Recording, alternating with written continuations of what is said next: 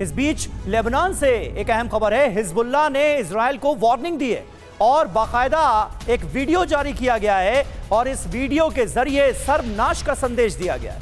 IDF के base पर attack का वीडियो हिजबुल्लाह ने जारी किया है। ये वही वीडियो आपको दिखा रहे हैं। नफ्ताली बेस पर दरअसल 2 दिन पहले हमला हुआ था और अब इस हमले को किस तरह से अंजाम दिया गया, ये हिजबुल्लाह ने वीडियो जारी करके बताया है।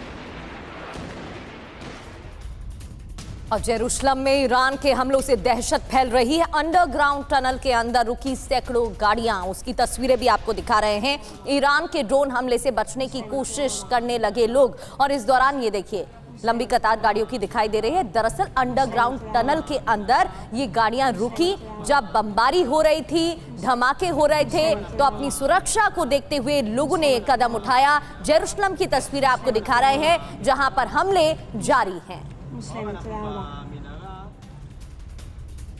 और वहीं ईरान के इस्फहान में आईडीएफ का मिसाइल अटैक हुआ है। बुजुर्गमहर पुलिस स्टेशन पर हमला हो गया। ब्लास्ट से पुलिस स्टेशन की इमारत तबाह हो गई। धमाके के बाद दिखी तेज रोशनी। ये देखिए तस्वीरें, किस तरह से एक पुलिस स्टेशन को बनाया गया है निशाना।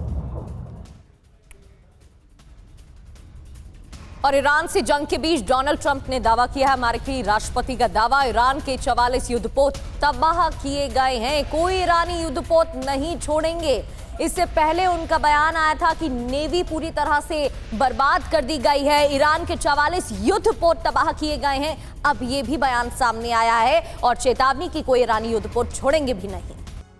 प्रोफेसर अमिताभ, सबसे बड़ा सवाल तो यही है कि डोनाल्ड ट्रंप की ये दादागिरी आखिर कहां जाकर रुकेगी और क्या आज की तारीख में जब दुनिया का एक बड़ा वर्ग ये मान रहा है कि ये जंग ईरान पर थोपी गई है, अभी इसकी कोई जरूरत नहीं थी, अगर ये जंग आगे बढ़ती है तो साफ नजर आ रहा है कि पूरी दुनिया पर इसका व्यापक असर आने वाले वक्त में पड़ेगा। क्या किसी तरह से ट्रंप को रोका जा सकता है? क्या दुनिया जो दबाव बनाने की कोशिश करती हुई आज की तारीख में दिख रही है वो ट्रंप के इरादों को रोकने के लिए काफी है?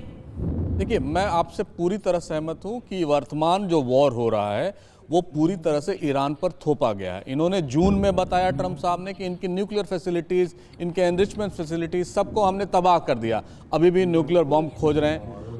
ट्रंप साहब को रोक सकता था, पहला जिसने रोका है वो है यूरोप। ग्रीनलैंड के मामले में कहा कि हम they put there foot down कि हम नहीं कर सकते।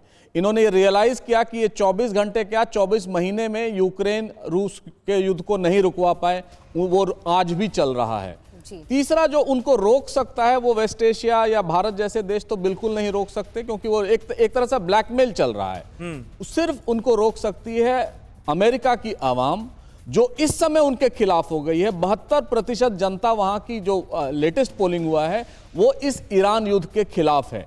लेकिन इस समय बेंयामिन नेतन्याहू ने ट्रंप साहब को पूरी तरह से इन्वॉल्व कर लिया, एक तरह से मैं कहूं फंसा दिया इस वॉर में, जिनके स्टेक्स अमेरिका के तो कम हैं, इजराइल के बहुत ज़्यादा हैं। और इस चक्रव्यूह से निकलना अमेरिका के लिए एक बहुत दुश्वार होगा।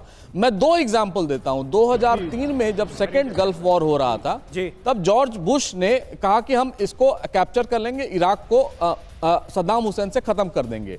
6 महीने बाद उन्होंने कहा कि मिशन अकम्प्लिश, जबकि फिर भी वहां इराक में यूएस फोर्सेस थी और वो बदस्तूर 10 साल तक वहीं पड़ी रही। दूसरा इंस्टेंस लीबिया में हिलरी क्लिंटन ने जब नेटो ने इंटरवीन किया, यूएस ने इंटरवीन किया, 7वें महीने उन्होंने कहा खत्म हो गया, हम जीत गए अपना जो जंग था। यहां भी कुछ ऐसा ही होगा। जो 6 वीक बोल रहे हैं ना ट्रंप साहब, आप देखेंगे 6 वीक बाद हम आएंगे और वो बोलेंगे ट्रंप साहब कि अब हमारा मिशन खत्म हुआ, अब हमने ईरान को परास्त कर दिया। ये आने वाला है और उन पर अभी कोई चेक नहीं लगा सकता।